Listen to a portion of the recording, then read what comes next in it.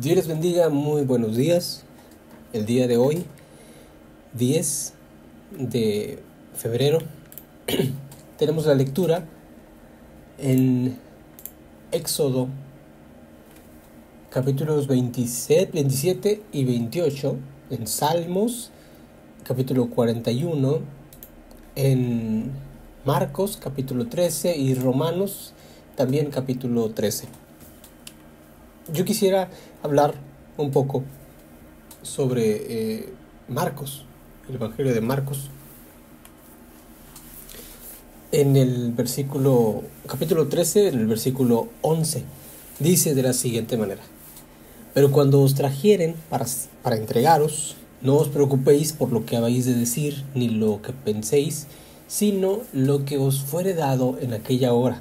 Eso hablad, porque no sois vosotros los que habléis, sino el Espíritu Santo. Jesús les hablaba acerca de las señales antes del fin, así se subtitula esa sección de la lectura. A partir del versículo 3 empieza a hablar acerca de eso, del Señor Jesucristo. Pero hay ciertos momentos que podemos nosotros ver o notar que Jesús hablaba acerca ciertamente de las cosas del fin, del tiempo, pero también hablaba en algunos momentos, lo podemos notar concretamente, directamente a los discípulos, quienes más adelante se convertirían en apóstoles. Este pasaje del versículo 11 refería no a un fin, digamos, muchos años después hasta el fin del mundo, no, sino que hablaba de ese contexto, de esa generación. Hay otros momentos donde habla acerca del profeta Daniel. Ahí sí que podemos notar, podemos hablar un poco más allá, ¿sí? de esa generación, e incluso hasta nuestros tiempos podemos rastrear atraer ese discurso de Jesús a nuestros tiempos, porque los discursos de Cristo son muy particulares, porque Jesús hablaba. Hay muchos de esos pasajes que ciertamente lo decía a los discípulos, pero hay muchos también que nosotros los leemos y pareciera que los está diciendo de manera dual, digamos, porque predica a la gente, pero también hay mensajes, palabras que le decía a los apóstoles o los discípulos, y también pareciera como que lo decía de manera mucho más extensa en cuanto a tiempo o en cuanto a mucha gente que quizá no estaba presente, y en muchos de esos casos se refería incluso a nosotros. De esa manera muy particular Jesús daba sus enseñanzas, y aquí no es la excepción. Podemos notar que en algunos momentos les habla directamente a los discípulos y en algunos momentos lo hace un poco más general. Ya habla, por ejemplo, de la venida del Hijo del Hombre en el versículo 24. Y también en el versículo 14 habla citando a Daniel, que en ese momento, recordemos que en esos tiempos no existía el libro de Apocalipsis, sin embargo sí tenían las profecías de Daniel. Entonces las profecías de Daniel eran el Apocalipsis, digamos, o las profecías del fin del tiempo, era el Apocalipsis para ellos, ¿no? Y Jesucristo citaba o hablaba acerca de eso, de la abominación desoladora. En el versículo 14 lo menciona, que eso citó el profeta Daniel.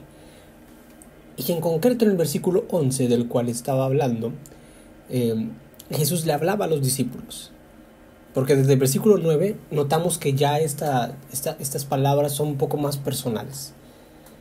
Dice: pero mirad por vosotros mismos, en el versículo 9, porque os entregarán a los concilios, a las sinagogas, os azotarán, y delante de los gobernadores y de los reyes os llevarán por causa de mí, para testimonio de ellos, y es necesario que el evangelio sea predicado por todas las naciones. Entonces aquí en el versículo 11 es cuando menciona esto: pero cuando os trajeren para entregarlos, no os preocupéis de lo que habéis de decir, ni lo penséis, sino lo que os fuere dado en aquella hora, eso hablad.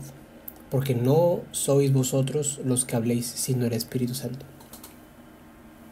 Vemos en la historia de los hechos de los apóstoles cómo los discípulos, en este caso los apóstoles, Pedro, Pablo, estuvieron compareciendo ante concilios, ante tribunales, y en muchos casos defendiéndose. Pablo en su momento se defendió, y la manera en como Pablo hablaba era muy elocuente, que incluso el rey, creo que era Herodes, quien decía que por poco me persuades. Y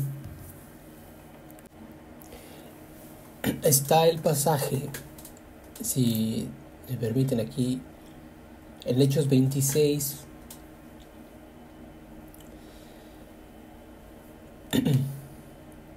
dice 24 en adelante, dice: diciendo él estas cosas en su defensa, Festo a gran voz dijo: estás loco, Pablo, las muchas letras te han vuelto loco. Mas él dijo: no estoy loco, excelentísimo Festo, sino que hablo palabras de verdad y de cordura, pues el rey sabe estas cosas, delante de quien también hablo con toda confianza, porque no pienso que ignora nada de esto, pues no se ha hecho esto en ningún rincón. ¿Crees, oh rey Agripa, a los profetas? Yo sé que crees. Y aquí en el versículo 28 dice: entonces Agripa, que es Herodes, también Herodes Agripa, dijo a Pablo: por poco me persuades a ser cristiano. Y Pablo dijo: quisiera a Dios que por poco o por mucho, no solamente tú, sino también todos los que hoy me oyen, fueseis hechos tales cual yo soy, excepto estas cadenas. Esta es una defensa de Pablo, se encuentra en Hechos 26. Todo ese capítulo es una defensa de Pablo. Y regresando a Marcos, ¿verdad? Mucho tiempo antes Jesús les había dicho: van a comparecer, van a estar ante concilios, van a estar ante muchas personas, y los van a azotar, los van a enjuiciar, etcétera, muchas cosas van a sufrir por causa mía. Y dice algo muy interesante aquí Jesús, dice: pero no se preocupen por lo que van a decir. Es decir, ustedes no preparen un sermón, no preparen absolutamente nada, porque el Espíritu Santo va a hablar por ustedes. Y eso es lo que lo que notamos cuando leemos las Escrituras. De pronto, de un momento a otro, fueron apresados y fueron llevados ante concilios. Entonces, la manera en cómo se desenvolvían o cómo hablaban era muy, muy diferente a como antes que sucediera eso, porque el Espíritu Santo los estaba guiando. De lo que nosotros podemos aprender de este pasaje, de la advertencia que Jesús, o no advertencia, sino también una enseñanza que iba a ser hecha realidad en su momento, es que tengamos a consideración el Espíritu Santo. Cuando el Señor Jesús habla esto, dice: porque no sois vosotros los que habláis, sino el Espíritu Santo. Jesús también lo que está tratando de decir, lo que dice, es que no debe poner, o no deberían de poner, un tipo de defensa personal considerando sus capacidades intelectuales, considerando sus conocimientos, etcétera. Sabemos de antemano que Pablo era, de los apóstoles, era el más intelectual. Hace algún tiempo yo estuve leyendo un poco acerca de él y adentrándome a su historia, adentrándome a quién era Pablo. Y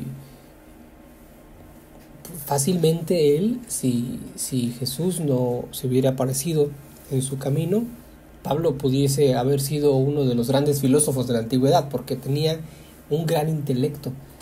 Incluso en un pequeño librito que escribí mencioné que encontré unas aparentes cartas entre Pablo y Séneca. Séneca fue un hombre, uno de los grandes filósofos de la antigüedad y contemporáneo de Pablo. De hecho, Pablo conoció al hermano de Séneca. Séneca es uno de los grandes filósofos del estoicismo. El estoicismo en esa región donde se encontraba Pablo pues era de mucha relevancia, y Séneca pues era contemporáneo. Pablo conoció al hermano de Séneca, el procónsul de Acaya, quien, por cierto, el procónsul de Acaya lo digamos, podría decirse que lo defendió, porque lo iban a enjuiciar a Pablo. Entonces el procónsul de Acaya simplemente no hizo caso omiso a lo que les estaban enjuiciando y lo dejó ir. Y hay unos documentos muy, muy antiguos donde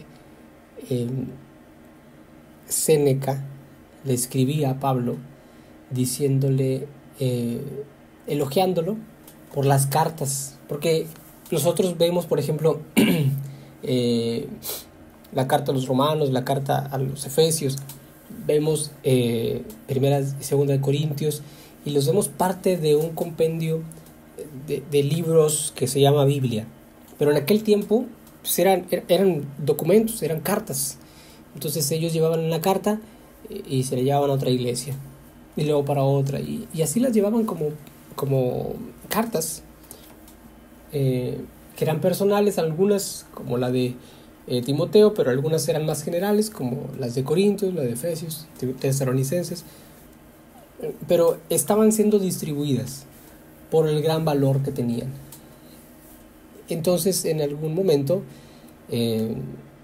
una de estas cartas llegó a manos de ese filósofo, Séneca, y le escribió y le dijo, bueno, al menos es lo que leí, le dijo que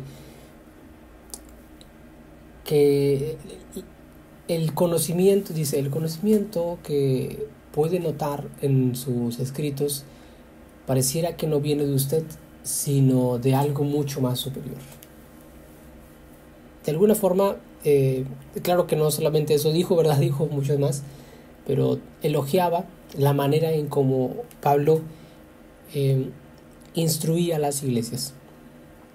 También algunos historiadores, que todavía no está 100% confirmado, pero algunos dicen que Séneca pudo haber aconsejado a Pablo en su momento de elementos, del uso de elementos retóricos, porque Séneca era un gran orador, un gran él exponía muchas cosas. Entonces estaba frente de un gobierno y no era un emperador, pero era parte de ese gobierno, y tenía mucha responsabilidad, y por supuesto tenía que estar al frente de hablar, comparecer, etcétera. El punto de todo esto que les quiero decir es que Pablo era una persona muy intelectual y muy, muy capaz, y él pudo haber usado muchos elementos. También recordemos en los Corintios, Pablo omitió el uso de las capacidades intelectuales que tenía para poder persuadir a la gente, y decía, no, aquí no voy a usar elementos de comunicación persuasiva ni nada de eso, sino que va a ser plenamente con el poder de Dios. Había una necesidad muy importante en esa región, en Corintio, y así fue. El poder de Dios se manifestó de una gran manera en Corinto. De hecho, en toda la Biblia, creo que donde se habla acerca del don de lenguas y de la manifestación del Espíritu Santo es en Corinto.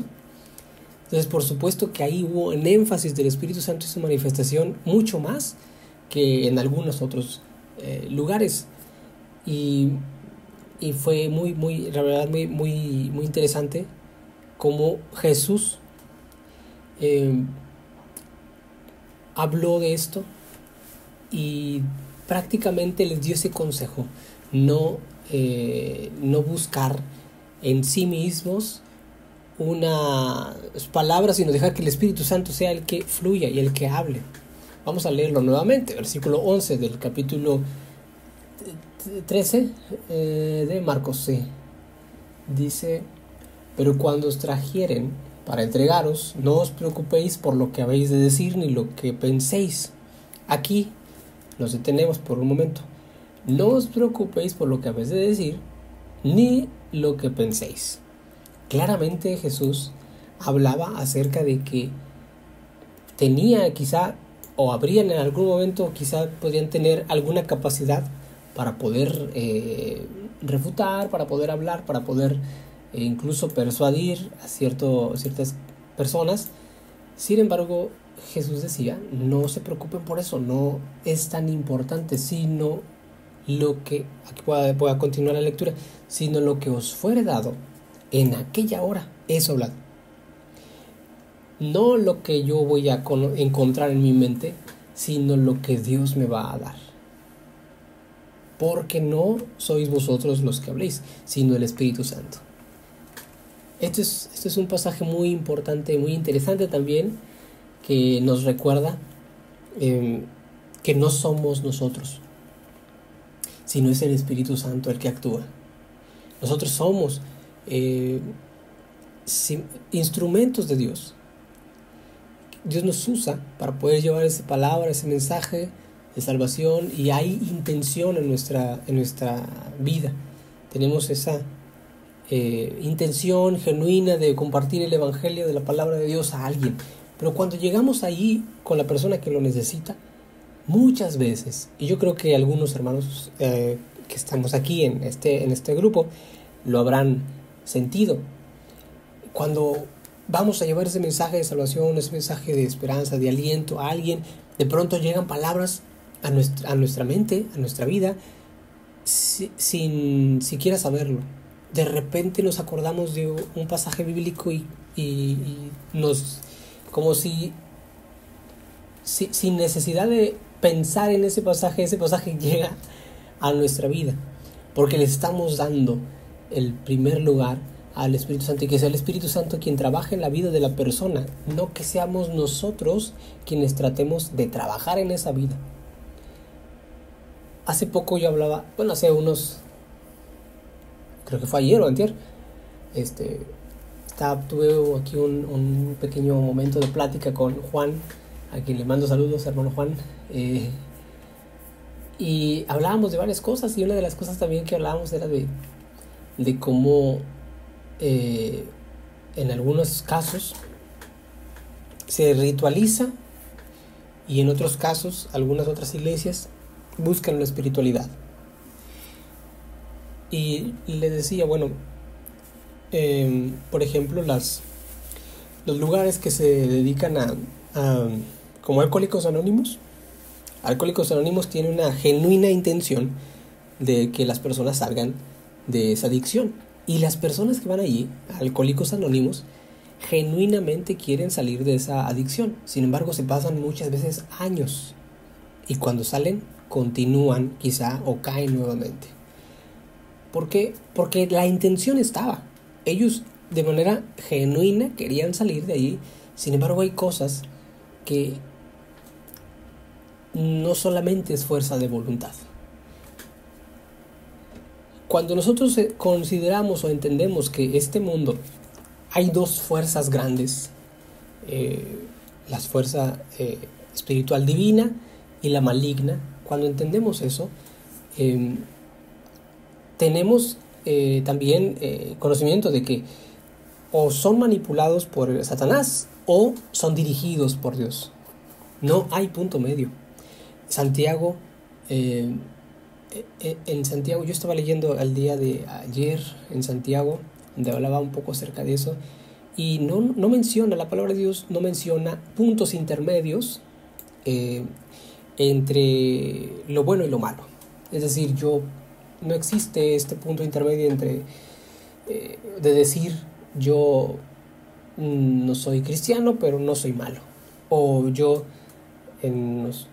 estoy, digamos, en la línea media. No existe ese punto intermedio. O estás en un lado o estás en el otro. En Apocalipsis también lo menciona. Y esto es el hecho de cómo el mundo está siendo, digamos, dirigido.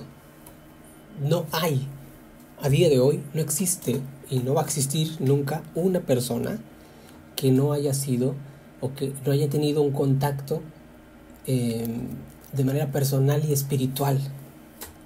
No hay, porque todos en algún momento tuvimos un acercamiento espiritual e incluso